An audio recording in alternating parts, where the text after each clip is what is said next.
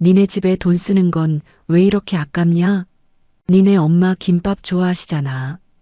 지 엄마 생일엔 호텔에서 200만 원 돈다발을 바치더니 장모 생일엔 다시금 3천 원짜리 김밥을 던지며 남편이 뱉은 말이었습니다. 평생 고생만 하신 엄마가 사위 눈치 보며 억지로 그 김밥을 삼키실 때 저는 눈물을 삼키며 다짐했죠. 두고 보자. 너네 아빠도 맛있는 거 맛보셔야지. 며칠 뒤 대망의 시아버지 제삿날. 저는 남편이 했던 짓을 완벽하게 똑같이 되돌려줬어요. 상다리가 부러져야 할 제사상에 딱 김밥 한 줄만 덩그러니 올려놓았죠. 남편은 그 꼴을 보자마자 뒷목을 잡고 바닥에 나동그라졌는데요. 김밥 한 줄로 갚아준 통쾌한 사이다 복수국. 지금 시작하기 전에 구독과 좋아요 버튼 꾹 눌러주세요.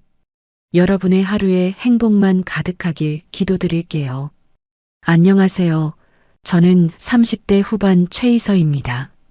여러분, 정말 사람 속은 10길 물속이라더니 그 속을 어찌 다 알겠냐는 옛말이 하나도 틀린 게 없더라고요. 세상에 둘도 없는 사랑꾼인 척 자기간이며 쓸개며 다 빼줄 것처럼 굴던 남편이 제 인생을 시궁창으로 처박을 악마가 될 줄은 꿈에도 상상하지 못했거든요. 어느 집이나 다 지지고 볶고 산다지만 제가 이렇게 피가 거꾸로 솟는 배신감을 느끼며 살게 될 줄 누가 알았겠어요. 저랑 남편은 원래 대학 시절 같은 과에서 얼굴이나 알고 지내던 사이였어요.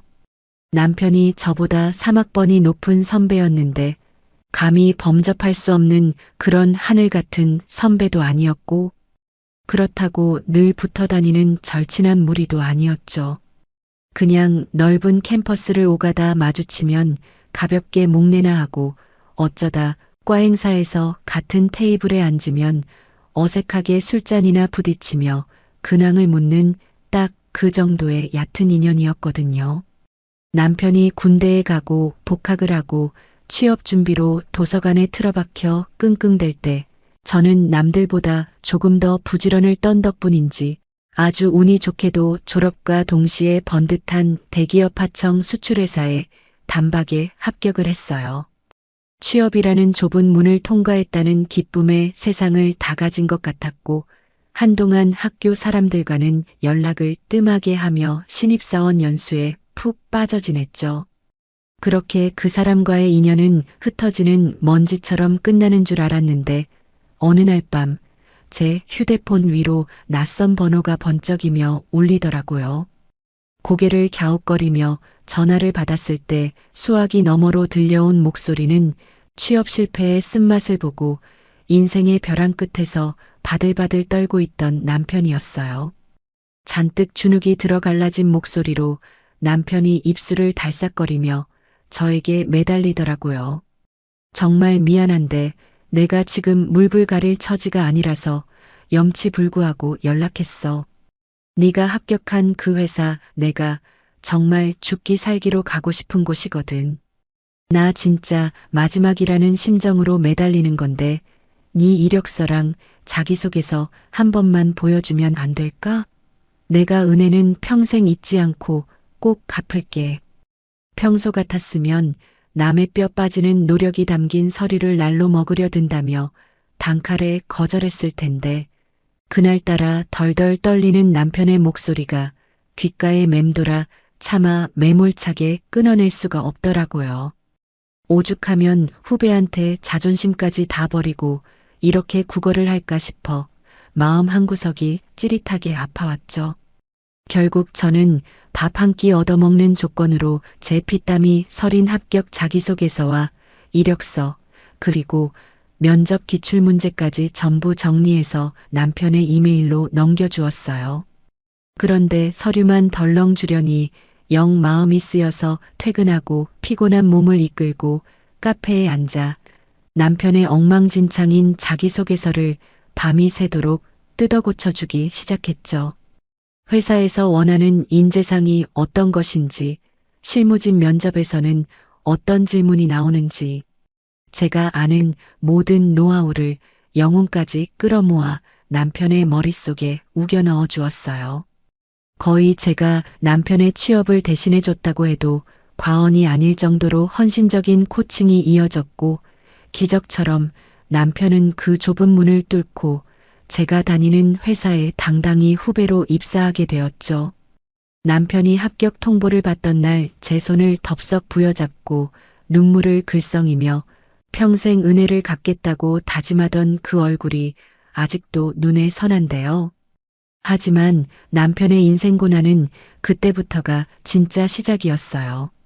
간신히 서류와 면접은 통과했지만 막상 실무에 투입되니 남편은 복사기 하나 제대로 다루지 못해 매일같이 상사들에게 깨지며 고개를 푹 숙이고 다니는 천덕꾸러기 신세였거든요. 저는 선배라는 직급을 핑계로 남편이 실수한 서류를 몰래 빼돌려 완벽하게 수정해 놓고 남편이 바이어에게 보낼 영문 이메일을 대신 작성해주며 뒤에서 남몰래 남편의 뒤치다꺼리를 도맡아 했어요. 남편이 상사에게 혼나고 옥상에서 어깨를 들썩이며 몰래 눈물을 훔칠 때면 캔커피를 쥐어주며 등을 토닥여준 것도 저였죠. 그렇게 하루에 반 이상을 직장에서 붙어 지내며 서로의 빈틈을 채워주다 보니 어느새 저희 사이에는 단순한 선후배를 넘어서는 묘한 기류가 흐르기 시작했어요. 퇴근 후 자연스럽게 단둘이 호프집에 앉아 상사 욕을 안주 삼아 시원한 맥주를 들이켜는 날이 많아졌고, 늦은 밤 인적 드문 버스 정류장에서 서로의 손을 슬며시 맞잡으며 남들 몰래 짜릿한 비밀 사내 연애를 시작하게 되었죠. 회사 사람들의 눈을 피해 탕비실에서 몰래 윙크를 주고받고 주말이면 교회로 드라이브를 나가며 저희의 사랑은 점점 깊어졌어요. 주변 사람들의 부러움과 축복을 한몸에 받으며 눈부시게 아름다운 웨딩드레스를 입고 남편의 손을 잡고 버질로드를 걸을 때만 해도 저는 세상을 다 가진 것처럼 행복했어요. 이 남자라면 자신의 가장 바닥이었던 시절을 구원해 준 저를 평생 여왕처럼 떠받들며 아껴줄 거라는 확신이 제 뼛속 깊이 자리 잡고 있었거든요. 티 없이 맑고 찬란했던 신혼의 단꿈에 흠뻑 취해 있던 저는 앞으로 제 인생에 어떤 끔찍한 피바람이 몰아칠지, 어떤 지옥문이 열릴지 그때는 정말 티끌만큼도 예상하지 못했습니다. 결혼하고 허니문의 달콤한 단꿈이 채 깨지기도 전에 저에게는 덜컥 새 생명이 찾아왔어요. 뱃속에 아이를 품었다는 경이로움과 기쁨도 잠시였고, 배가 남산만하게 불러오면서 퉁퉁 부은 코끼리 다리를 질질 끌며 출퇴근을 하는 건 그야말로 매일매일이 지옥 같은 고통의 연속이었죠. 남들은 임신하면 여왕 대접을 받는다는데 저는 제 이름 석자를 걸고 악착같이 쌓아 올린 커리어를 포기할 생각이 추호도 없었기에 무거운 몸을 이끌고 밤늦게까지 야근을 자처하며 미련할 정도로 회사 일에 매달렸어요. 사무실 의자에 앉아 끊어질 듯한 허리를 부여잡고 식은 땀을 뻘뻘 흘리면서도 곧 태어날 아이에게 자랑스럽고 당당한 워킹맘이 되겠다는 굳은 다짐 하나로 그 뼈를 깎는 고통을 악물고 버텨냈죠. 그렇게 출산 휴가와 육아휴직을 연달아 내고 집에서 핏덩이 같은 첫째 아이와 씨름하며 밤낮 없이 뜬 눈으로 지새우는 사이 회사에서는 전혀 다른 훈풍이 불고 있더라고요.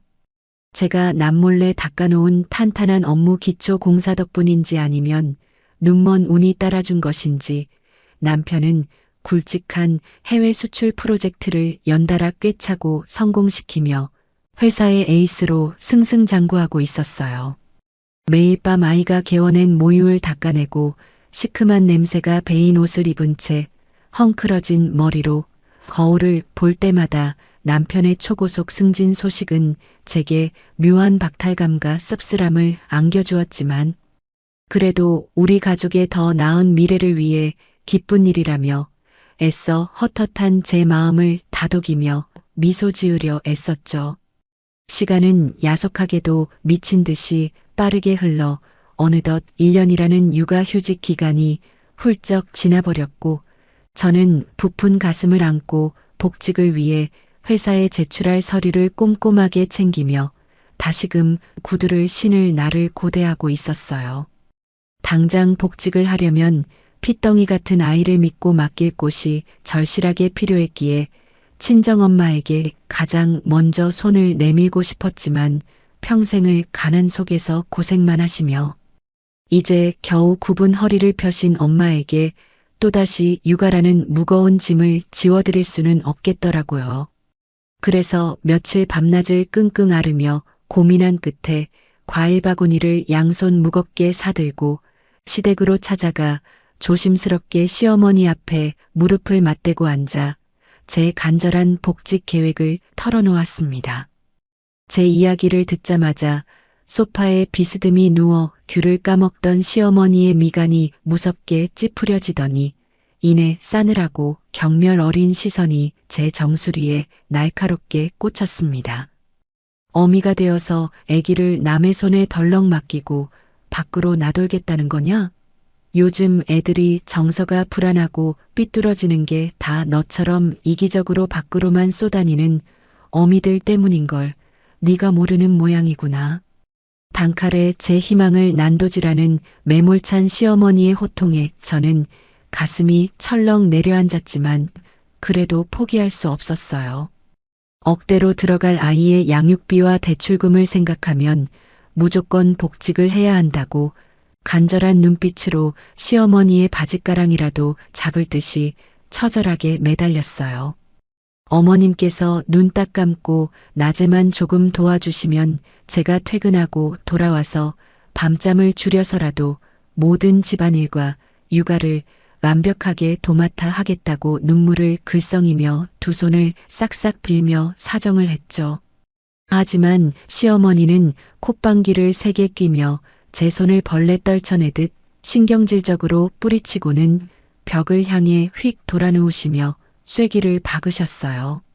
내가 이 늙고 병든 삭신으로 내 새끼 키울 때도 뼈마디가 녹아내렸는데 이제 와서 남이 집 딸내미가 낳은 애까지 똥오줌 받아내란 말이냐? 정돈이 아쉬워서 미치겠으면 네가 집구석에서 인형 눈깔이라도 붙이는 부업이라도 하든가. 어디 감히 하늘 같은 시어미한테 애를 보라 마라 뻔뻔하게 고개를 쳐들고 요구를 해. 숨막히는 모멸감에 얼굴이 화끈거려 입술에서 피가 나도록 꾹 깨물고 있는데 하필 그때 퇴근을 하고 시댁 현관문을 열고 들어선 남편이 거실 한가운데 서서 한심하다는 듯 저를 위아래로 훑어보더라고요. 저는 남편이 당연히 저의 억울한 심정을 알아주고 제 편을 들어 시어머니를 다정하게 설득해 줄 것이라 굳게 믿으며 애처로운 눈빛을 마구 보냈습니다.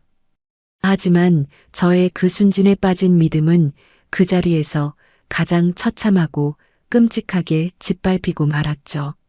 넥타이를 거칠게 풀어 헤친 남편이 소파에 털썩 주저앉으며 오만한 표정으로 턱을 치켜들고 저를 향해 비수를 꽂아 넣었습니다. 내가 지금 회사에서 돈을 쓸어 담고 있는데 굳이 왜 네가 그깟 몇 푼 벌겠다고 기어나가서 우리 집안 꼴을 우습게 만들어. 우리 엄마 말씀 틀린 거 하나 없으니 너는 쓸데없이 복직이니 뭐니 헛소리 집어치우고 집구석에서 얌전히 밥이나 차리며 내조나 똑바로 해. 그렇게 말하며 남편은 마치 자신이 대단한 권력자라도 된 것처럼 다리를 꼬고 거드름을 피웠고 시어머니는 그런 아들의 등을 쓸어내리며 아주 장군감이라는 듯이 손뼉을 치며 신나게 맞장구를 쳤습니다. 그 지독하게 이기적인 두 모자의 완벽한 협공 앞에서 저는 완전히 길을 잃고 버려진 미아처럼 덩그러니 서서 하염없이 눈물만 뚝뚝 흘릴 수밖에 없었어요. 저를 지켜주지 않는 남편의 차가운 눈빛을 보며 제 속은 이미 까맣게 타들어가 제가 되어버리고 있었죠. 결국 저는 시댁이라는 견고하고 폭력적인 억압 앞에 무릎을 꿇었고 쏟아지는 눈물을 머금은 채 제 청춘과 피땀으로 일궈낸 직장에 사직서를 던지며 다시는 돌아올 수 없는 완벽한 전업주부의 늪으로 깊숙이 빠져들고 말았습니다. 내 손으로 내 날개를 꺾어버렸다는 끔찍한 자괴감이 매일 밤 제 목을 옥죄어 왔지만 새근거리며 잠든 아이의 맑은 얼굴을 보며 애써 현실의 고통을 우겨넣고 버텨냈죠. 그렇게 숨막히는 2년이라는 시간이 훌쩍 지나 둘째 아이까지 태어나게 됐고 육아에 파묻혀 숨조차 제대로 쉴 수 없었어요. 거울 속에는 눈빛이 반짝이던 생기 넘치고 당당했던 워킹맘 최희선은 온데간데 없이 사라지고 펑퍼짐한 수면 바지에 헝클어진 머리를 한 채 다크서클이 턱 밑까지 시커멓게 내려온 초라하고 늙어버린 아줌마만이 서글프게 서 있었죠. 제가 좁은 집구석에 갇혀 자존감이 바닥을 뚫고 뇌에까지 처박히는 동안 남편은 직장에서의 지위가 높아지면 높아질수록 마치 자신이 만인지상의 군주라도 된 양 집안일과 육아를 철저하게 외면하기 시작했어요. 밤늦게 술 냄새를 풍기며 퇴근하고 돌아오면 냄새나는 양말을 거실 한가운데 훌렁훌렁 벗어 던지고는 손가락 하나 까딱하지 않은 채 소파에 벌러덩 누워 텔레비전 채널만 틱틱 돌려댔거든요. 두 아이가 악을 쓰며 울어대도 고막이 막힌 사람처럼 들은 척도 하지 않았고 제가 땀을 뻘뻘 흘리며 정성껏 밥상을 차려 대령하면 국이 짜다느니 고기 반찬이 없다느니 온갖 반찬 투정을 해대며 젓가락을 식탁 위에 신경질적으로 탁탁 내도 냉이치기 일쑤였습니다. 그 중에서도 저를 가장 비참하고 숨막히게 했던 건 남편이 돈이라는 무기로 제 목줄을 잔인하게 쥐고 흔들어대기 시작했다는 사실이었어요. 정말 사람 피를 말려 죽이는 데는 여러 가지 방법이 있겠지만 그 중에서도 돈으로 사람 숨통을 조이는 게 가장 치졸하고 악랄한 짓 아닌가요? 남편은 저한테 쥐꼬리만한 생활비를 던져주면서도 매일 밤마다 영수증을 가져오라며 가계부를 탈탈 터는 짓거리를 서슴지 않았거든요.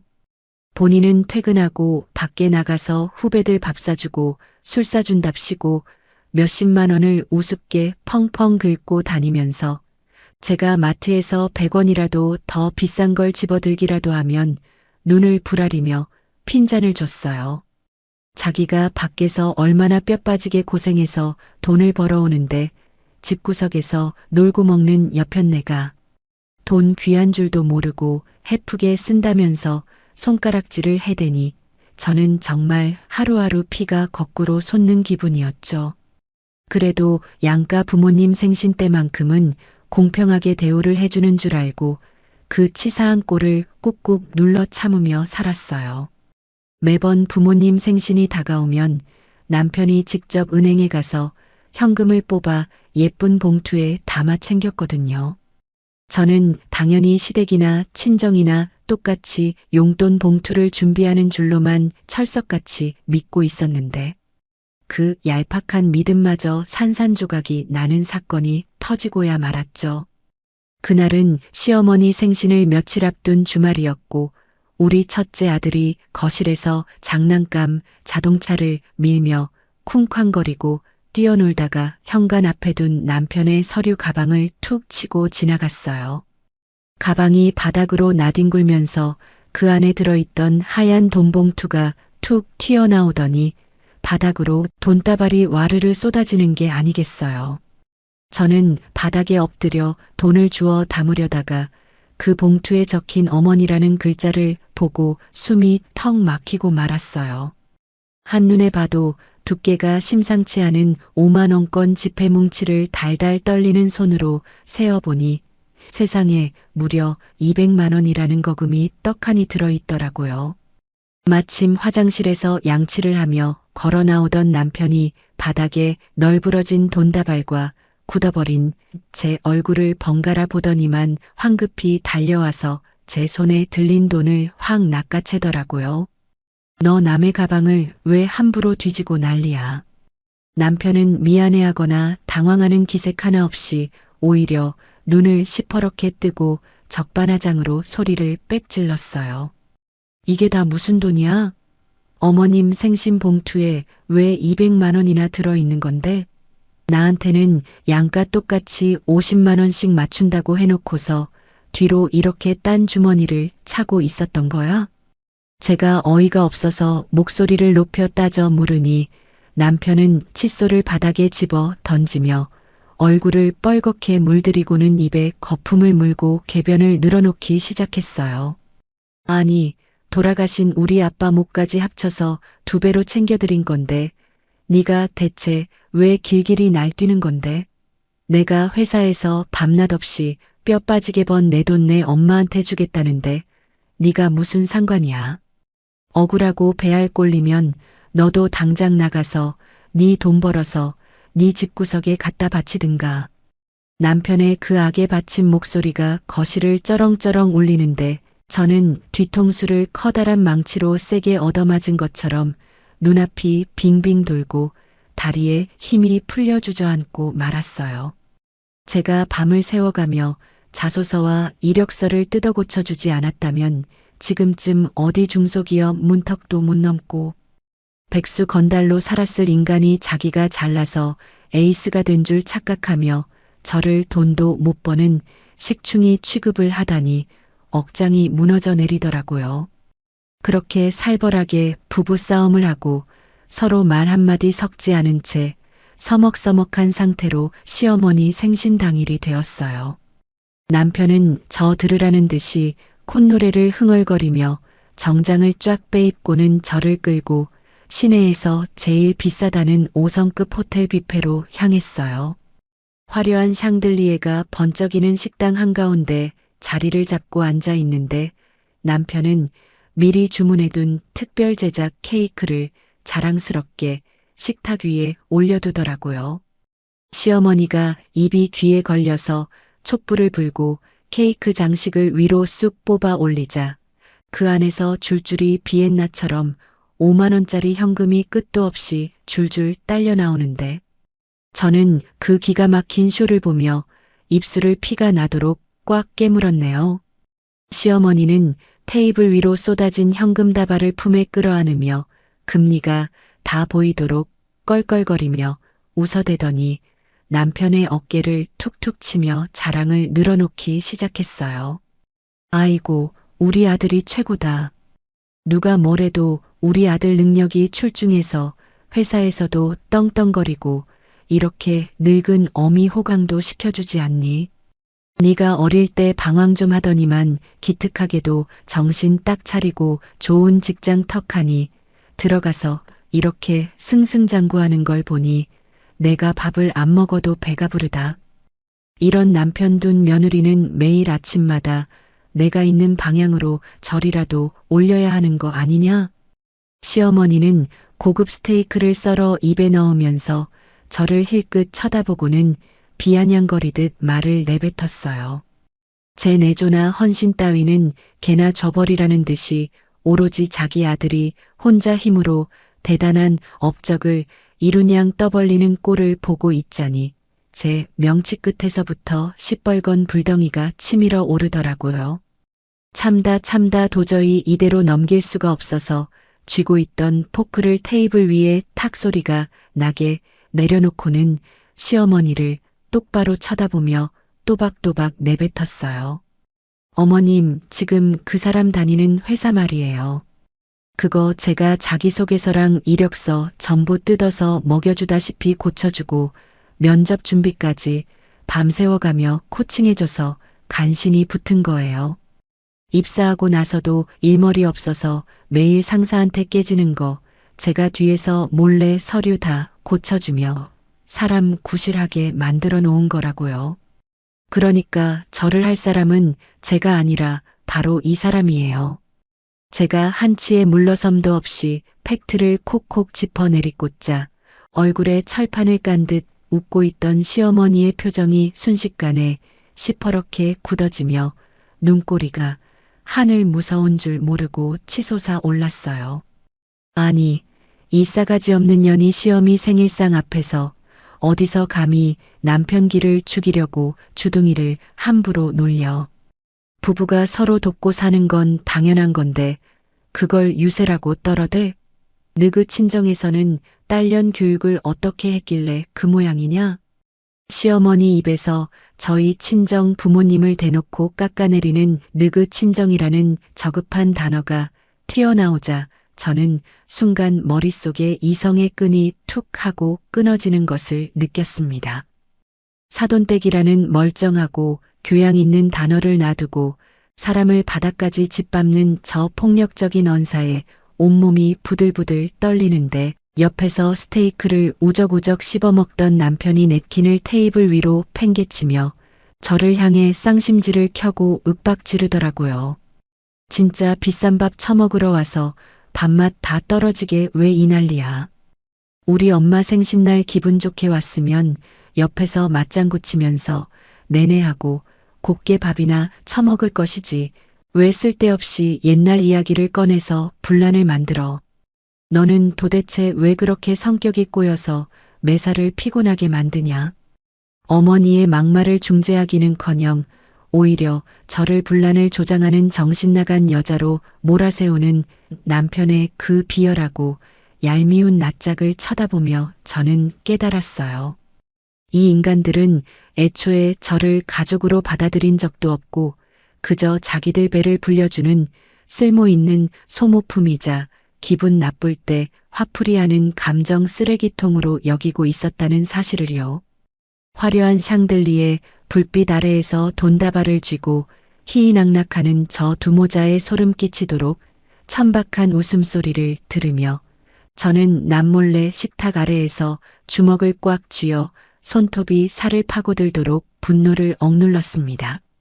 시어머니의 생신날 그 끔찍한 난리를 치르고 집으로 돌아온 후 저희 부부는 서로 투명 인간 취급을 하며 살얼음판을 걷는 듯한 숨막히는 냉전을 며칠째 팽팽하게 이어가고 있었어요. 하필이면 시어머니와 친정엄마의 생신이 달력 한 장 차이도 나지 않게 바짝 붙어 있었기에 시간이 야속하게 흘러갈수록 제 입술은 바짝바짝 타들어가고 속은 시커멓게 숯덩이로 변해갔죠. 평소 같았으면 남편에게 생활비를 달라고 해서 친정엄마 생신 선물을 준비했겠지만 말 한마디 섞지 않는 싸늘한 분위기 속에서 남편에게 돈이나 계획을 먼저 요구하는 건 제 마지막 남은 알량한 자존심이 도저히 허락하지를 않더라고요.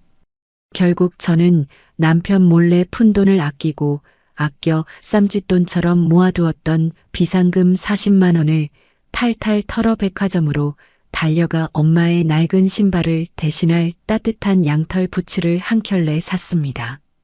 한평생 자식들 뒷바라지하느라 시장 바닥에서 10,000원짜리 얇은 슬립온만 신으며 발뒤꿈치가 쩍쩍 갈라지도록 고생하신 엄마를 떠올리며 그 번듯한 신발 상자를 품에 안고 남몰래 피눈물을 꾹꾹 삼켜냈어요. 대망의 친정엄마 생신 당일 아침이 밝았고 소파에 길게 누워 발가락을 긁적거리며 텔레비전 채널만 틱틱 돌려대던 남편이 곁눈질로 저를 힐끗 쳐다보며 아주 오만방자한 목소리로 툭 내뱉더라고요. 야, 뭐하러 돈 아깝게 밖에 나가서 비싼 밥을 사 먹어. 장모님이 해주는 집밥이 최고니까 알아서 거하게 생신상 한 상 차려내시라고 전해. 자기는 지엄마 생일에 최고급 호텔 뷔페에서 200만 원짜리 돈다발쇼를 펼쳐놓고서 저희 엄마 생신에는 그깟 밥 한 끼 사는 돈이 아까워. 늙고 병든 장모에게 직접 생신상을 차리라고 뻔뻔하게 요구하는 꼴을 보니 정말 소뚜껑으로 그 면상을 후려치고 싶은 충동이 목끝까지 차올랐습니다. 하지만 여기서 밥상을 엎고 난리를 치면 한평생 모든 걸 참고 살아오신 저희 부모님 가슴에 또 한 번 커다란 대못을 박는 꼴이 될까봐 저는 어금니를 꽉 깨물고 치솟는 우라를 간신히 짓누르며 아이들만 데리고 서둘러 친정으로 향했어요.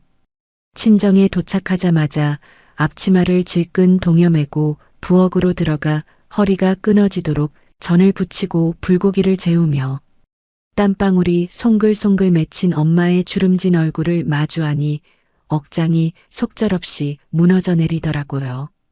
그렇게 한바탕 요리를 마치고 상다리가 부러지도록 거하게 한상을 차려놓고 나서야 해가 뉘엿뉘엿 지는 저녁 무렵이 되어서 남편 놈이 슬렁슬렁 현관문을 열고 기어들어 왔습니다.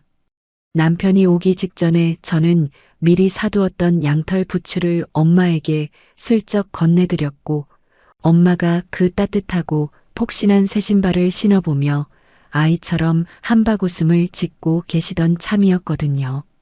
뒤늦게 어슬렁어슬렁 걸어 들어온 남편의 손에는 덜렁거리는 얇은 검은 비닐봉지 하나가 쥐어져 있었고 남편은 그걸 식탁 한가운데에 아주 선심 쓰듯이 탁 소리가 나게 던져 놓았습니다.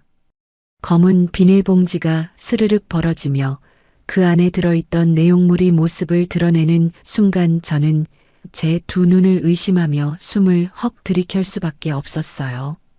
은박지에 볼품없이 둘둘 말린 3,000원짜리 김밥 딱 한 줄이 식탁 위에서 덩그러니 구르고 있었거든요.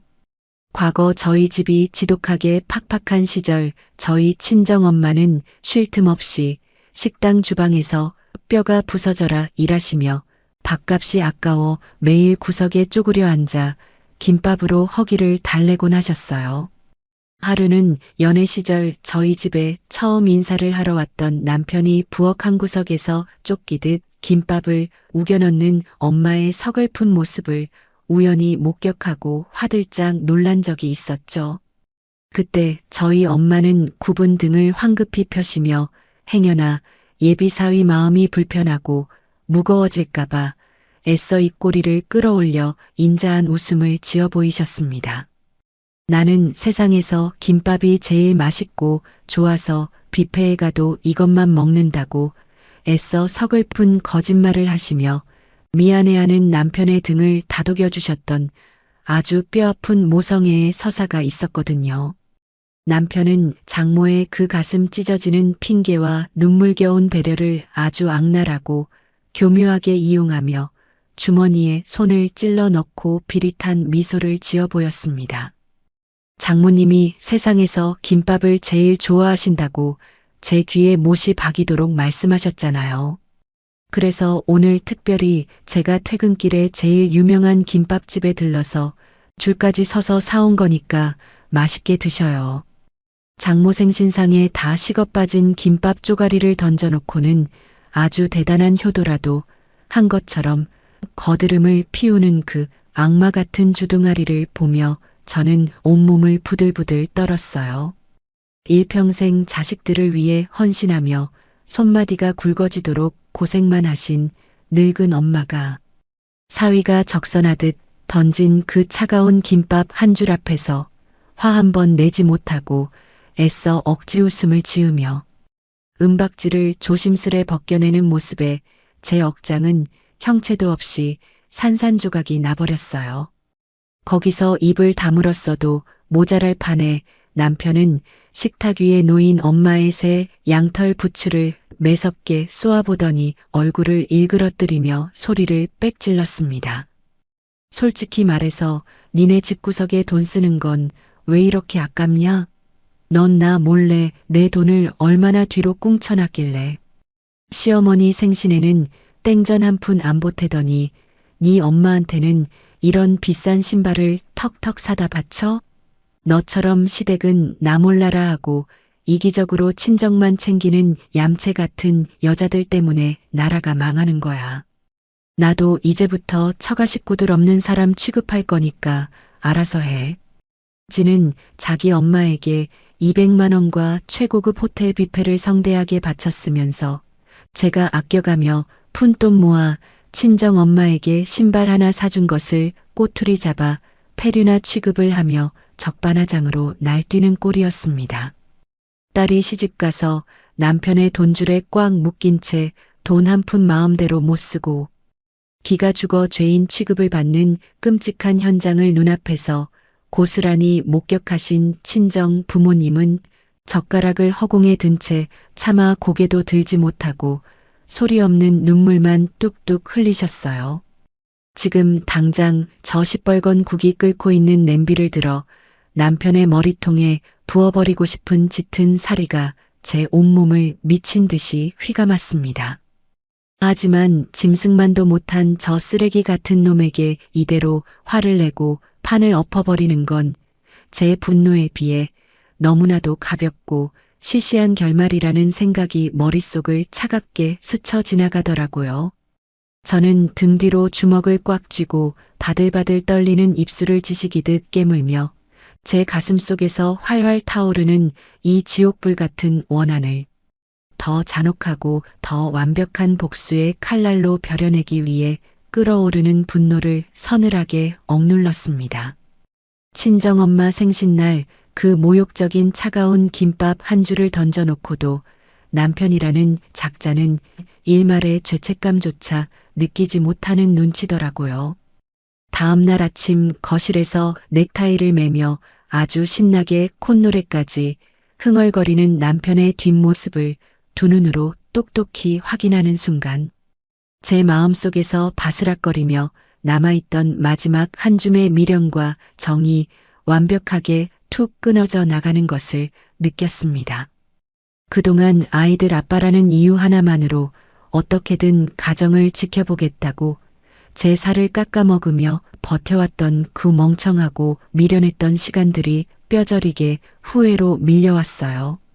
콧노래를 흥얼거리며 현관문을 나서는 남편의 구두굽 소리를 들으며 저는 서늘하게 가라앉은 눈빛으로 허공을 응시했습니다. 내 부모의 가슴에 잔인하게 대못을 박고 피눈물을 흘리게 만든 저 금수만도 못한 악마들을 이대로 살려두는 것은 제 자신에 대한 직무유기이자 씻을 수 없는 죄악이라는 생각이 온몸의 혈관을 타고 미친 듯이 끌어올랐거든요. 저는 싱크대 위로 차가운 물을 틀어놓고 두 손으로 세면대를 꽉 움켜쥔 채 머릿속으로 수백 번 수천 번 시뮬레이션을 돌리며 가장 잔혹하고 처절한 지옥의 미러링 복수를 치밀하게 설계하기 시작했습니다. 그렇게 폭풍전야에 고요하고 숨막히는 며칠이 스멀스멀 흘러가고 드디어 제 복수의 무대가 될 시아버지의 제삿날이 밝았습니다. 평소 같았으면 며칠 전부터 재래시장을 돌아다니며 양손에 제수용품을 바리바리 사들고 와서 허리가 두동강이 나도록 하루 종일 기름 냄새를 뒤집어 쓰고 전을 부쳐야 마땅할 날이었죠. 하지만 저는 그날 아침 일찍 눈을 뜨자마자 거울을 보며 세상에서 가장 고분고분하고 기가 죽어 설설 기는 현모양처의 거진 미소를 얼굴에 완벽하게 세팅했습니다. 아주 간악하고 눈치 빠른 시어머니와 남편의 두 눈을 철저하게 속여 넘기기 위해서는 제가 먼저 완벽한 광대가 되어 그들을 안심시켜야 했으니까요. 저는 남편을 앞세워 시댁 현관문을 열고 들어갔습니다. 시댁 거실에 들어서자마자 며느리가 빈손으로 온 것을 본 시어머니는 미간을 잔뜩 찌푸리며 당장이라도 호통을 칠 기세였고 남편은 자기 집인양 겉옷을 훌렁 벗어던지고 소파에 벌러덩 드러누워 텔레비전을 켰어요. 저는 가방에서 미리 챙겨온 앞치마를 꺼내 단정하게 묶어 입고는 눈에 불을 켜고 있는 시어머니와 배를 긁적이는 남편을 향해 종종걸음으로 다가가 아주 상냥하고 부드러운 목소리로 미끼를 던졌습니다. 어머님, 아버님 제사상은 제가 상다리가 떡 부러지게 기가 막히게 차려놓을 테니까 두 분은 요 앞에 새로 생긴 최고급 VIP 사우나 가셔서 뜨끈하게 몸도 지지시고 목욕 재개하고 오세요. 그게 돌아가신 아버님을 모시는 가장 경건한 예의 아니겠어요? 제 그 사근사근하고 가증스러운 목소리에 소파에 누워 엉덩이를 긁적거리던 남편이 눈을 번쩍 뜨더니 아주 기고만장한 표정으로 턱을 치켜들며 거드름을 피우더라고요. 오, 네가 웬일로 이렇게 기특한 생각을 다 했냐? 장모님 생신날 내가 팩트 좀 짚어줬다고 그새 정신을 아주 바짝 차린 모양이네. 그래, 제사 음식 준비하는데 옆에서 걸리적거리면 너만 귀찮지. 우리 엄마 모시고 사우나 가서 땀 좀 쫙 빼고 올 테니까 아주 으리으리하게 한상 차려놔. 옆에서 귤을 까먹던 시어머니 역시 며느리가 완전히 기가 꺾여서 납작 엎드린 줄로만 단단히 착각하고는 잇몸을 훤히 드러내며 낄낄거리고 웃어댔습니다. 아이고 그래.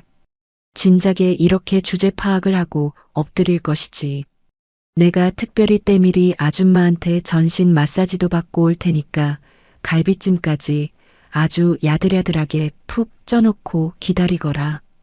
그렇게 희희낙낙하며 목욕 바구니를 달랑달랑 들고 현관문을 나서는 두 인간의 뒷모습을 향해 저는 허리를 굽혀 깎듯이 인사를 올렸습니다. 철컥하고 육중한 현관문이 완전히 닫히고 도어락이 잠기는 경쾌한 기계음이 울려 퍼지는 순간 제 얼굴에 들러붙어 있던 그 가증스러운 거짓 미소는 봄눈 녹듯 순식간에 차갑게 얼어붙어 산산조각이 났습니다. 저는 지체 없이 묶고 있던 앞치마를 거칠게 쥐어뜯어 바닥에 팽개치고는 부엌에는 얼씬도 하지 않은 채 거실 한가운데 놓인 푹신한 소파에 대자로 길게 드러누웠어요. 가스불조차 켜지 않은 휑하고 차가운 부엌을 등지고 저는 스마트폰을 꺼내 들어 평소 먹고 싶었던 매운 떡볶이와 튀김을 주문했습니다. 콧노래를 흥얼거리며 배달 온 매운 떡볶이를 거실 테이블에 올려놓고 땀을 뻘뻘 흘리며 아주 맛있게 그릇 바닥까지 싹싹 비워냈죠. 뱃속을 든든하게 채우고 난 뒤 저는 베란다 구석에 처박혀 먼지가 뽀얗게 내려앉은 시아버지의 병풍과 제사상을 질질 끌고 나와 거실 한가운데에 보란듯이 쾅소리가 나게 펼쳐놓았습니다. 정갈하게 닦아야 할 제사상 위에는 사과나 배 같은 과일도 없고 노릇노릇하게 구워진 전이나 생선 한 마리도 올려두지 않았어요. 저는 오직 오늘 이 완벽한 복수국의 대미를 장식하기 위해 새벽에 몰래 사두었던 단 하나의 특별하고도 끔찍한 물건을 주머니에서 조심스럽게 꺼내 들었습니다. 그것은 바로 남편 놈이 저희 친정엄마 생신상의 검은 비닐봉지에 담아 적선하듯 던졌던 바로 그 똑같은 김밥집에 볼품없이 찌그러진 3,000원짜리 김밥 한 줄이었습니다. 은박지에 대충 둘둘 말려 차갑게 식어빠진 그 김밥을 번듯한 목기 제기 위에 덩그러니 올려놓고 향로에 향조차 피우지 않은 채 텅 빈 제사상 세팅을 완벽하게 마무리했죠.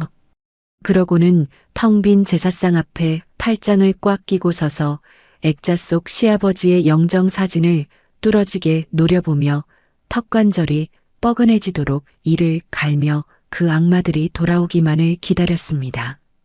몇 시간이나 지났을까 현관 도어락이 요란하게 울리며 비밀번호를 누르는 소리가 정적을 깨고 집안을 날카롭게 울렸습니다.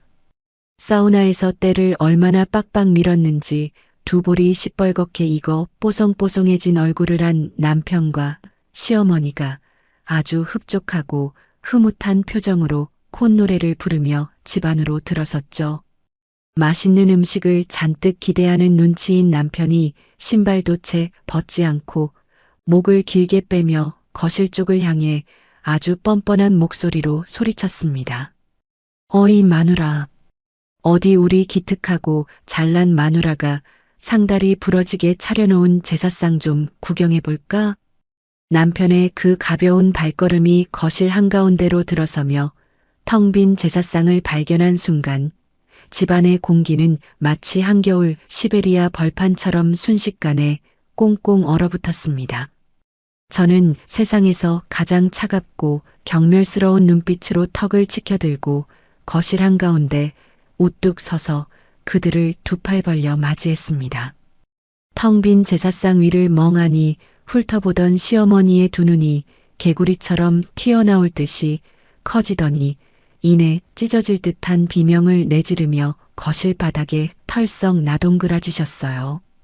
시어머니가 양손으로 가슴을 퍽퍽 치며 바닥을 뒹굴고 악을 쓰기 시작했어요. 아이고, 인연이 미쳤다 돌았어.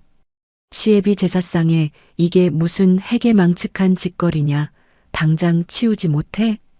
바닥에서 발버둥치는 시어머니의 날카로운 비명소리에 그제야 넋이 나갔던 남편도 정신을 차렸는지 얼굴이 당장이라도 터질 듯이 시뻘겋게 달아오르기 시작하더라고요.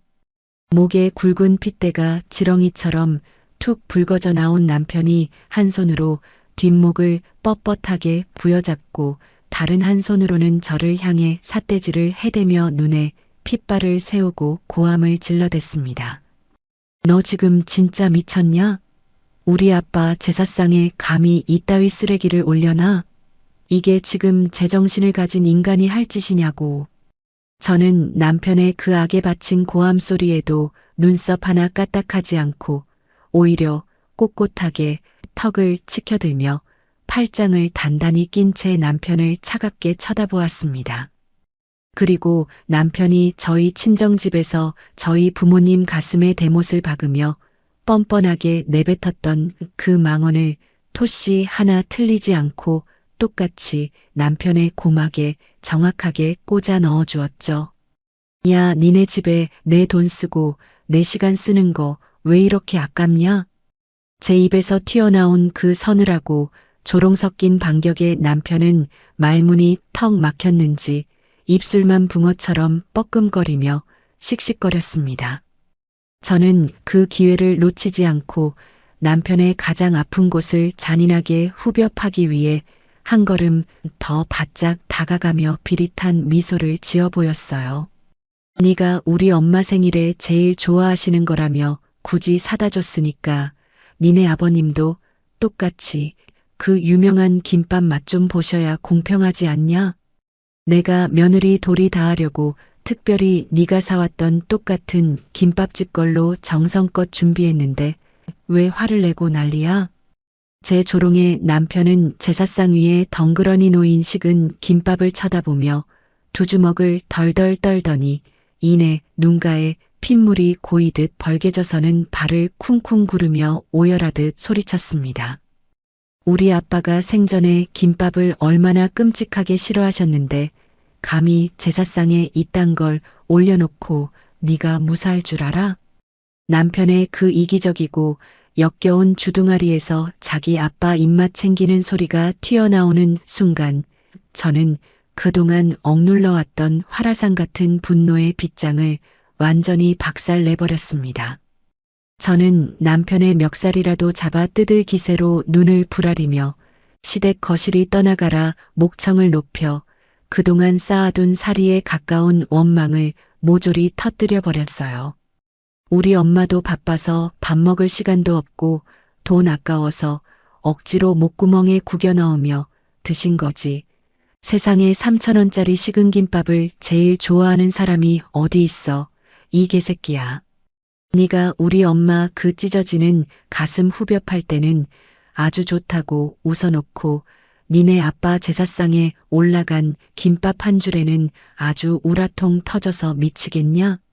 제가 짐승처럼 울부짖으며 남편의 면상에 쌍욕을 집어 던지자 바닥에 주저앉아 엉엉 울던 시어머니가 벼랑간 자리에서 벌떡 튀어 오르더니 두 손을 뻗어 제 머리채를 잡으려고 미친 듯이 발악하며 달려들었습니다. 하지만 저는 이미 이 악마들의 패턴을 완벽하게 읽고 있었기에 저를 향해 날아오는 시어머니의 앙상한 두 팔을 아주 매섭고 단호하게 팍 쳐내며 그녀를 거실 바닥으로 다시 거칠게 밀쳐버렸습니다. 중심을 잃고 쿵 소리를 내며 나동그라진 시어머니를 향해 저는 조금의 자비도 없는 얼음장 같은 목소리로 경고를 퍼부었죠. 어머니 아들이 며칠 전에 장모생신상에 무슨 짓거리를 하고 왔는지나 똑바로 알고 나대셔요. 내 부모 가슴에 대못 박고 피눈물 흘리게 한 새끼한테 내가 상다리 휘어지게 제사상 차려 바칠 줄 알았다면 그건 당신들 크나큰 착각이니까 정신 똑바로 차리시라고요. 바닥에 주저앉은 시어머니가 믿을 수 없다는 듯 남편의 얼굴을 올려다보았고 남편은 숨을 헐떡이며 뒷목을 부여잡은 채로 비틀거리더니 이내 최후의 발악을 하듯 저를 향해 삿대질을 하며 악다구니를 썼습니다.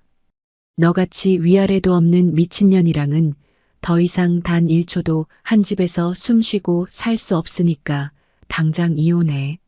내가 너 같은 악질적인 년이랑 당장 도장 찍을 거니까 짐 싸서 꺼져. 이혼이라는 단어를 무기랍시고 꺼내들며 길길이 날뛰는 남편의 그 우스꽝스럽고 찌질한 몰골을 지켜보며 저는 오히려 가슴속이 뻥 뚫리는 듯한 짜릿한 카타르시스를 느꼈습니다. 저는 입꼬리를 길게 끌어올려 세상에서 가장 서늘하고 잔혹한 미소를 지어 보이며 바지 주머니에서 제 스마트폰을 아주 천천히 꺼내 들었어요. 이혼은 네가 하는 게 아니라 내가 해주는 거야. 똑바로 말해. 근데 도장 찍어주기 전에 네가 그렇게 하늘처럼 믿고 까부는 그 알량한 목숨줄부터 내가 가장 고통스럽게 끊어줄게. 남편은 제가 꺼내든 스마트폰을 보며 무슨 헛소리냐는 듯이 미간을 찌푸렸지만 저는 한치의 망설임도 없이 단축 번호를 꾹 누르고 스피커폰 모드를 켠 채로 통화 연결음이 울리는 스마트폰을 남편의 눈앞으로 바짝 들이밀었습니다. 텅 빈 제사상 앞에서 스마트폰을 치켜든 저를 보며 남편은 제가 실성해서 허세라도 부리는 줄 알고 입꼬리를 비죽이며 콧방귀를 뀌더라고요. 어디서 경찰이라도 부르시게. 당장 그 전화기 내려놓지 못해. 남편이 제 손에서 스마트폰을 낚아채려고 거칠게 손을 뻗는 찰나 뚜르르 울리던 통화음이 뚝 끊기고 아주 묵직하고 위압감 넘치는 중후한 목소리가 거실의 정막을 단숨에 갈라버렸습니다. 오냐, 우리 예쁜 조카 이서야. 웬일로 이 시간에 전화를 다 했느냐. 스피커폰을 뚫고 나오는 그 익숙하고도 범접할 수 없는 절대 권력자의 목소리에 남편의 뻗었던 손이 허공에서 석고상처럼 그대로 굳어버렸습니다. 그 목소리는 남편이 다니는 회사이자 제가 몸담았던 그 직장의 진짜 주인이자 남편이 평소에 하늘처럼 우러러보며 절대 복종하는 사장님의 목소리였거든요. 남편은 자기 회사를 쥐락펴락하는 최고 경영자의 목소리도 못 알아들을 만큼 멍청하지는 않았기에 두 눈을 부릅뜨고 턱을 덜덜 떨기 시작했어요. 저는 남편의 그 하얗게 질려가는 낯짝을 똑바로 쳐다보며 수화기를 향해 아주 또박또박하고 나긋나긋한 목소리로 대답을 이어나갔습니다. 큰아버지, 그곳은 아직 이른 아침 시간일 텐데 주무시는데 전화드려서 정말 죄송해요. 제가 다급하게 부탁드릴 일이 하나 생겨서 염치불구하고 연락을 드렸어요. 조카라는 단어와 큰아버지라는 호칭이 제 입 밖으로 튀어나오는 순간 남편의 다리가 푹 꺾이며 그 자리에 털썩 주저앉고 말았습니다. 사실 그 사장님은 저를 친딸 이상으로 끔찍하게 아끼시는 큰아버지셨거든요. 평소 해외 지사 체류가 잦으셔서 직원들조차 얼굴을 뵙기 힘든 구름 위의 존재 같은 분이셨지만 하나뿐인 피부치 조카인 저에게만큼은 한없이 다정하고 든든한 거목 같은 분이셨죠. 제가 그 회사에 당당하게 수석으로 입사할 때부터 이 사실을 철저하게 입을 다물고 숨겨왔던 이유는 제 뼈 깎는 노력으로 들어간 직장에서 행여나 사장 조카라는 꼬리표를 달고 낙하산 취급을 받으며 제 능력이 폄하되는 것이 죽기보다 싫었기 때문이었어요. 저희가 결혼식을 올릴 때도 큰아버지께서는 해외 수주건으로 눈코 뜰 새 없이 바쁘셔서 참석을 못하시는 바람에 두둑한 축의금만 비서실을 통해 보내주셨고 남편은 저희 큰아버지가 자기 회사 사장님이라는 사실을 꿈에도 상상조차 하지 못하고 살았던 겁니다. 남편 놈이 그동안 굵직한 사고 한 번 치지 않고 회사에서 초고속 승진을 하며 에이스 대접을 받을 수 있었던 건 결코 그 인간이 잘나서가 아니었어요. 제가 뒤에서 몰래 큰아버지께 간곡하게 부탁을 드려 조카 사위의 무능한 실수를 덮어주고 승진을 밀어주십사 뒤에서 보이지 않는 거대한 방패막이를 겹겹이 쳐두었기 때문이었거든요. 저는 숨을 한번 깊게 들이마시고 그동안 가슴속에 피고름처럼 맺혀있던 억울함을 큰아버지께 남김없이 쏟아내기 시작했습니다. 큰아버지, 제가 예전에 조카 사위 잘 부탁드린다고 말씀드렸던 거 지금 당장 전부 다 철회해 주세요. 저 인간이 글쎄 쥐꼬리만한 생활비 쥐고 흔들면서 저를 아주 사람 취급도 안 하고 하대하더니만 며칠 전에는 엄마 생신날에 글쎄 다시거 빠진 3,000원짜리 김밥 한 줄을 생일 선물이랍시고 줬다니까요. 제 말이 끝나기가 무섭게 수화기 너머에서 쾅 하고 책상을 엎어버리는 듯한 굉음과 함께 큰아버지의 불호령이 시베리아 벌판에 매서운 눈보라처럼 시댁 거실에 무섭게 휘몰아쳤습니다. 뭐라고? 감히 어떤 짐승만도 못한 호로 자식이 우리 귀한 조카랑 재수씨 가슴에 대못을 박아. 내가 당장 한국으로 가마. 버러지 같은 놈 숨통을 완벽하게 끊어놓을 테니 너는 당장 그 더러운 집구석에서 빠져나오거라.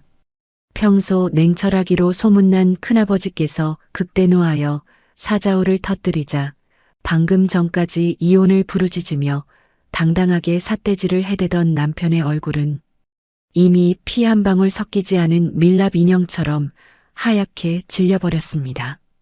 남편은 그제야 자신이 돈줄을 쥐고 무참하게 짓밟고 조롱했던 만만한 전업주부 아내가 사실은 자신의 숨통을 쥐고 있는 절대 권력자이자 함부로 눈도 마주쳐서는 안 될 무시무시한 로열 패밀리였다는 끔찍한 진실을 뼈저리게 깨달은 것이죠.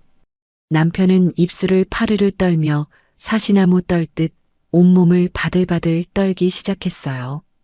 저는 스마트폰을 주머니에 쏙 집어넣고 바닥에 주저앉아 넋이 나간 남편을 향해 사형 선고를 내리듯 차갑게 쏘아붙였습니다. 내 큰아버지 들어오시면 봬요. 꼭 제 부탁 들어주시는 거예요.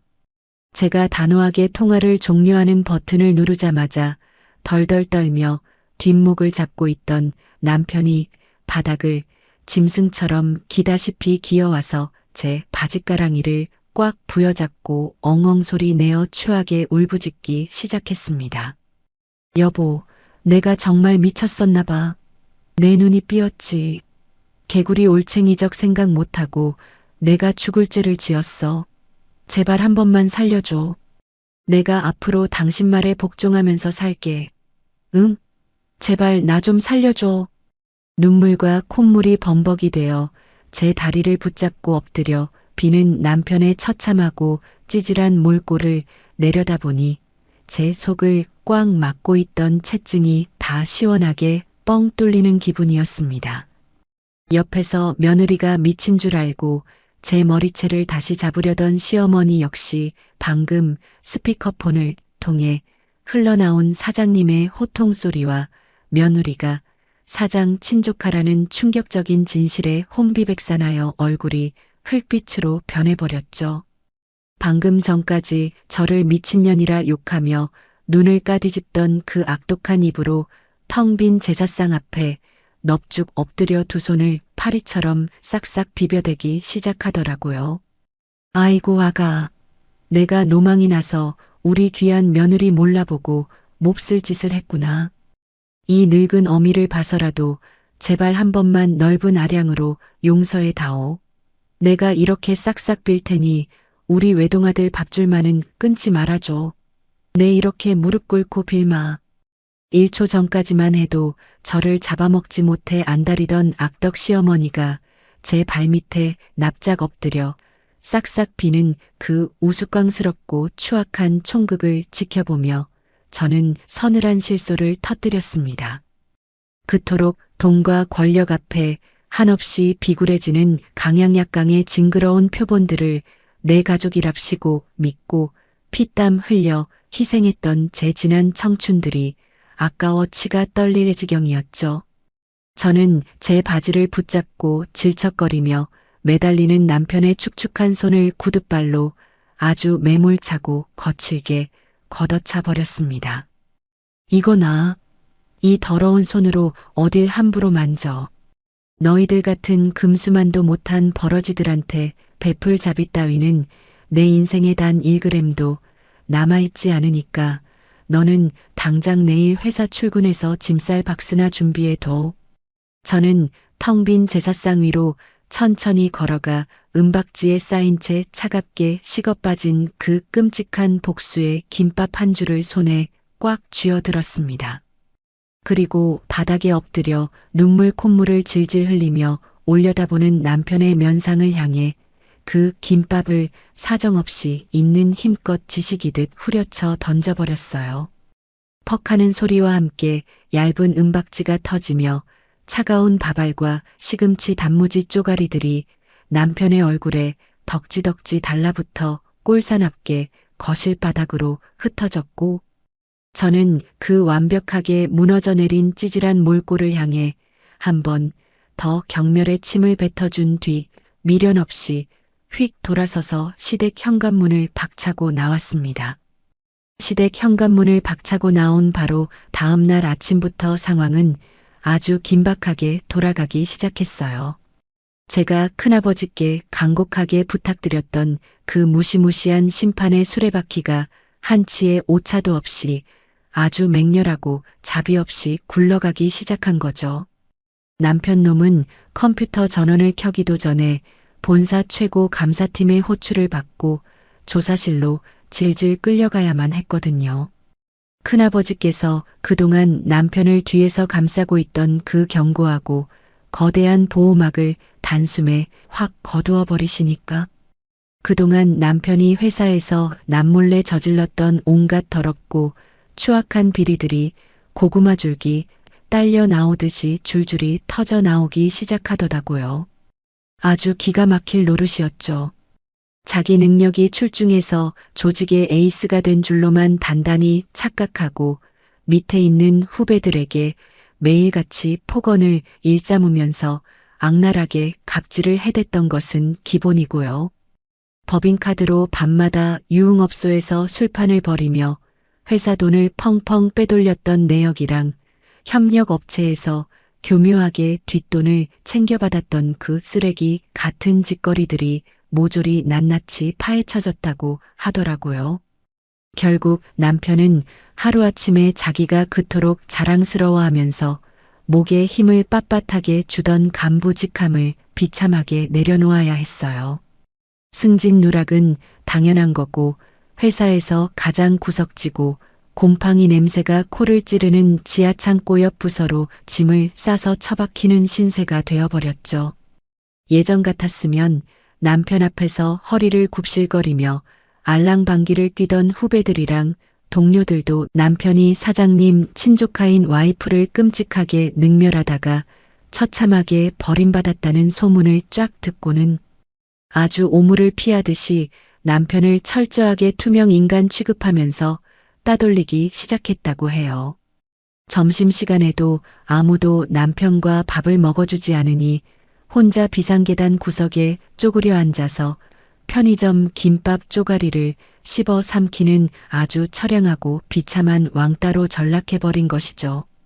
그렇게 지옥 같은 회사 생활을 억지로 견디다 못해 멘탈이 완전히 산산조각 나버린 남편은 매일 밤마다 술에 잔뜩 취해서 제가 아이들과 머무는 친정집 대문을 짐승처럼 쾅쾅 두드리면서 미친 사람처럼 행패를 부리더라고요. 아주 현관문이 부서져라 두드리면서 눈물 콧물을 턱 밑까지 질질 짜며 악다구니를 쓰는데 그 꼴이 어찌나 찌질하고 보기 싫던지요. 여보 내가 진짜 입이 10개라도 할 말이 없어. 나 사람들이 손가락질을 해대니까 숨도 못 쉬고 가슴이 터져 죽을 것 같아. 나 진짜 당신이 문 안 열어주면 지금 당장 저 한강 다리 위로 올라가서 물속에 확 뛰어내려 버릴 거야. 문 밖에서 한강에 빠져 죽겠다고 협박 반 구걸 반으로 소리를 지르는데 저는 콧방귀를 뀌면서 거들떠보지도 않았어요. 저는 곧바로 스마트폰을 들어서 112에 신고 버튼을 누르고 경찰을 불렀죠. 주거 침입이랑 협박죄로 남편의 양팔에 차가운 수갑을 꽉 채워서 경찰서로 질질 끌려가게 만들었어요. 좁은 경찰차 뒷좌석에 아주 구겨지듯이 처박히면서 자기는 억울하다고 발버둥을 치며 울부짖는 남편의 그 찌질한 뒤통수를 보면서 저는 아주 차갑고 단호하게 접근금지 가처분 신청까지 속전속결로 진행해 버렸습니다. 남편이 제 반경 100m 이내에는 얼씬도 하지 못하게 완벽한 법적 방어벽을 딱 쳐버린 거예요. 그리고 큰아버지께서 직접 소개해 주신 국내 최고 대형 로펌의 독종 변호사 군단을 쫙 선임해서 남편을 아주 뼛속까지 발가벗기는 이혼 소송에 날카로운 쐐기를 박아버렸죠. 남편이 가정을 파탄낸 유책 배우자라는 명백한 증거들이랑 시어머니가 저한테 폭언을 퍼붓던 생생한 녹취록을 법정에 모조리 쏟아부으니까 소송은 아주 통쾌하고 깔끔하게 제 완벽한 승리로 끝이 나더라고요. 남편은 재산 분할에서 아주 철저하게 두들겨 맞고 자기가 그토록 목숨처럼 아끼던 예금 통장이랑 아파트 지분을 모조리 저에게 토해내야만 했어요. 거기에 억대의 위자료와 매달 꼬박꼬박 제 통장으로 바쳐야 하는 양육비 폭탄까지 연달아 얻어맞으면서 말 그대로 길거리에 떡하니 나앉은 알거지 신세가 된 거죠. 결국 남편은 사내에서 쏟아지는 싸늘한 조롱과 끝없는 업무 압박을 도저히 견디지 못하고 제 손으로 사직서를 던진 다음에 도망치듯이 회사를 뛰쳐나갔다고 해요. 번듯한 간부라는 그 알량한 타이틀마저 잃어버린 남편은 한순간에 땡전 한 푼 없는 빈털털이 백수가 되었고요. 저를 미친년이라 욕하면서 잡아먹지 못해 안달이던 시어머니 역시 아들의 막대한 빚더미랑 위자료를 대신 갚아주느라 그 알량한 자존심의 원천이던 노후 자금을 싹 다 털어먹고 바퀴벌레가 득실거리는 비좁은 지하 단칸방으로 쫓겨나서 비참한 밑바닥 인생으로 처박히고 말았습니다. 찌질한 전 남편은 혹여나 제가 양육비를 강제 집행할까봐 덜덜 떨며 감히 우리 아이들 얼굴 한번 보겠다는 소리조차 입 밖으로 꺼내지도 못하고 아주 쥐죽은 듯이 찌그러져 살고 있는데요. 반면에 그 썩은 동아줄을 가차없이 예리하게 싹둑 끊어낸 저는 제 인생의 눈부신 황금기를 다시 한번 찬란하게 맞이하게 되었어요. 큰아버지의 전폭적이고 든든한 지원 아래 저는 회사의 핵심 해외 수출 프로젝트를 이끄는 총괄 매니저로 당당하게 복직을 이뤄내면서 과거에 가족을 위해 어쩔 수 없이 꺾어야만 했던 커리어의 날개를 세상에서 가장 화려하게 펼치며 부활했습니다. 남편이 던져주는 쥐꼬리만한 생활비랑 카드 결제 알림에 벌벌 떨면서 숨도 제대로 못 쉬던 그 초라한 전업주부 시절에 저는 이제 흔적도 없이 싹 사라지고 오직 제 능력으로 떳떳하게 번 두둑한 월급이랑 2배로 뛴 성과급을 챙겨서 친정 부모님을 모시고 최고급 백화점 VIP 라운지로 위풍당당하게 걸어 들어가는 멋진 워킹맘이 되었거든요. 엄마 아빠 그동안 나 키우느라 고생만 했지. 이제 가격표 절대 보지 말고 마음에 드는 거 다 골라. 우리 아빠도 이번 기회에 이태리제 최고급 정장으로 머리부터 발끝까지 싹 다 맞춰서 쫙 빼입고 가자.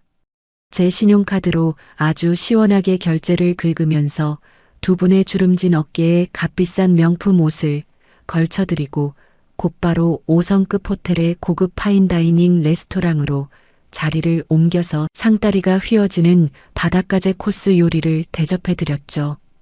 우리 부모님은 감격에 겨워서 환한 눈물과 함께 웃음꽃을 활짝 피우시더라고요. 다시는 차갑게 식은 김밥 한 줄 앞에서 사위 눈치를 보며 애써 서글픈 억지 웃음을 짓지 않아도 되는 제 번듯한 성공과 진정한 효도 덕분에 친정 부모님의 굽었던 어깨는 하늘 높은 줄 모르고 활짝 펴졌습니다. 지옥의 불구덩이 같았던 그 끔찍하고 치졸했던 과거의 사슬을 제 손으로 완벽하게 산산조각 내버린 저는 이제 저를 쏙 빼닮아 눈에 넣어도 아프지 않을 두 아이의 손을 양쪽에 꼭 잡고 그 누구보다 씩씩하고 찬란하게 빛나는 저만의 눈부신 제2의 인생을 활짝 꽃피우며 당당하게 걸어나가고 있습니다. 그동안 제 답답하고 긴 사연을 끝까지 들어주시고 따뜻한 응원을 보내주신 여러분께 진심으로 감사드리며 여러분 모두의 앞날에도 눈부신 꽃길만 가득하시기를 진심으로 응원하겠습니다. 감사합니다. 오늘의 사연 어떻게 들으셨나요? 한평생 자식들을 위해 고생하신 친정어머니의 가슴 아픈 사연이 담긴 김밥을 그렇게 비열하게 조롱하다니 정말 이야기를 전해드리는 내내 저도 모르게 주먹을 꽉 쥐게 되었던 사연이었습니다. 하지만 가족이라는 이름으로 일방적인 희생을 강요하고 얄팍한 돈으로 사람의 숨통을 조이던 전남편과 시어머니가 결국 자신들이 파놓은 지옥불에 처참하게 떨어지는 최후를 보니 꽉 막혔던 가슴이 시원하게 뻥 뚫리는 기분인데요.